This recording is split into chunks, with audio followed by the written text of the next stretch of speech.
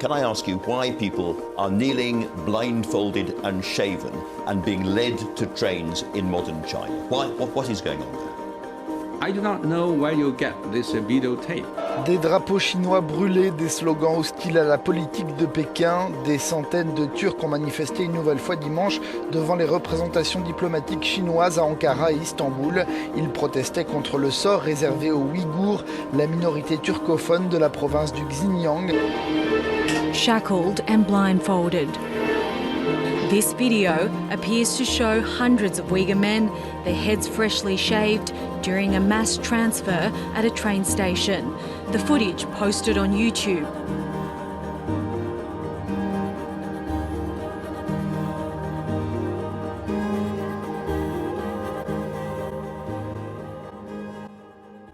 Premièrement, c'est qui les Ouïghours? Les Ouïghours, c'est un groupe ethnique turcophone d'environ 12 millions d'habitants qui sont majoritairement composés de musulmans sunnites.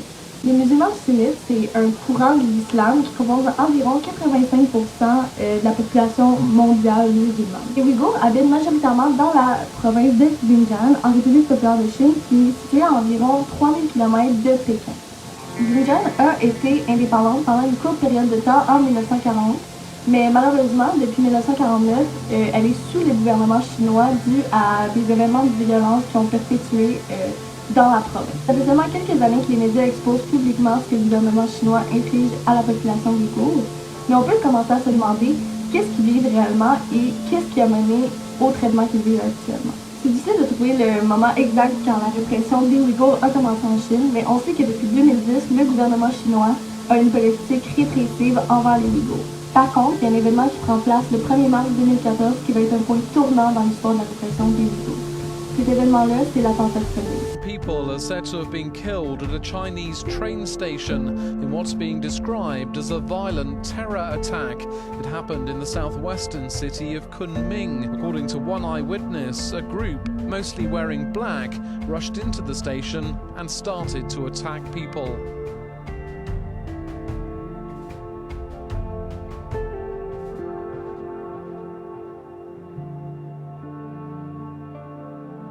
La soirée du 1er mars, il y a 6 hommes et 2 femmes vêtus de vêtements sombres et munis d'armes blanches qui vont se présenter dans la gare de Kunming et qui vont tuer beaucoup de personnes.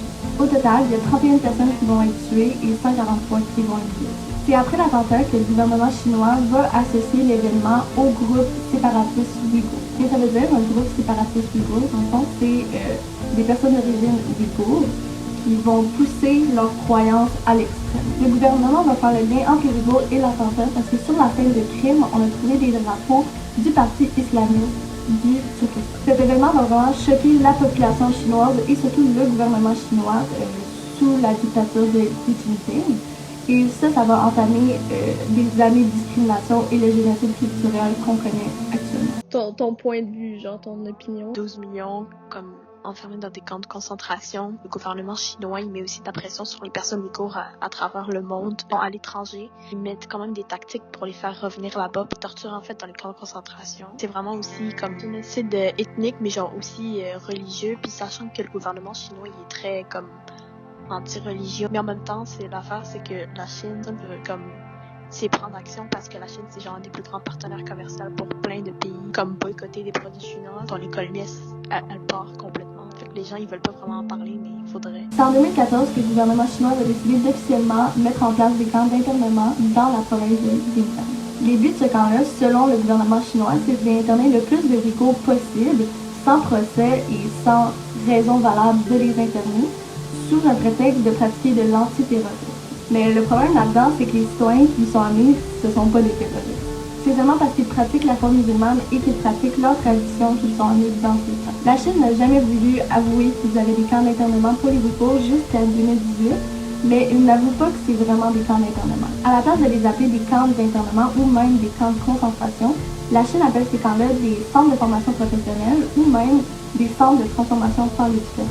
Maintenant qu'on sait qui sont les Ouïghours et qu'est-ce qui a amené à la situation actuelle, on peut commencer à se demander qu'est-ce qui se passe réellement dans les camps. C'est difficile de connaître la vérité absolue que vivent ces gens-là dans les camps puisque la Chine garde cette histoire-là secrète et refuse de se prononcer sur le sujet. Par contre, les médias ont été capables de retracer des survivants de l'endoctrinement politique Et ces survivants-là ont pu faire des témoignages de ce qu'eux et leurs familles ont vécu dans les camps. Plusieurs des témoignages, entre autres, qui ont été forcés à chanter des chants patriotiques chinois, écoutés pendant les longues heures des discours de Xi Jinping, le dictateur actuel. Tout ça dans le but de faire d'eux des bons Chinois et un peu un citoyen modèle. Dans le fond, ce que la Chine essaie de faire, c'est un peu de leur laver le cerveau et de leur enlever leurs croyances et leurs traditions. Il y a beaucoup d'autres survivants qui témoignent, par exemple, de cas de torture. Dans ces cas de torture-là, on retrouve la stérilisation forcée, des injections forcées, des cas de viol et du waterboarding. Le waterboarding, dans le fond, c'est une pratique qui consiste à mettre un morceau de tissu sur le visage de la personne et d'y verser de l'eau pour simuler une noyade. Il y a aussi beaucoup de survivants qui témoignent de cas d'électrocution dans les camps. Mais malheureusement, c'est pas tout ce qui se passe dans les camps. Puisque le gouvernement chinois, leur but, c'est d'avoir un bon chinois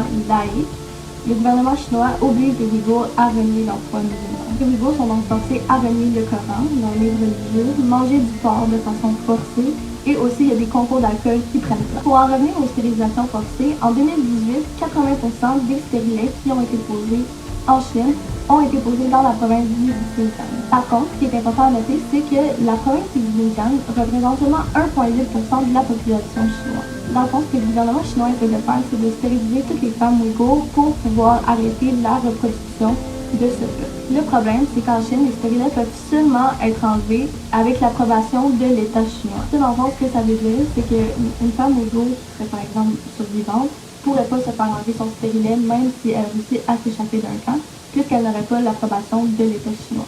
Et si une femme ouïghour décide d'enlever son stérilet sans l'approbation de l'État, il y a des peines de prison qui pourraient s'ensuivre. Même si les chiffres sont cachés par l'État chinois, on peut maintenant estimer, grâce à des statistiques, que le nombre de Ouïghours qui seraient décédés dans ces camps-là a maintenant surpassé le nombre de morts qu'il y avait dans les camps de concentration en 1945.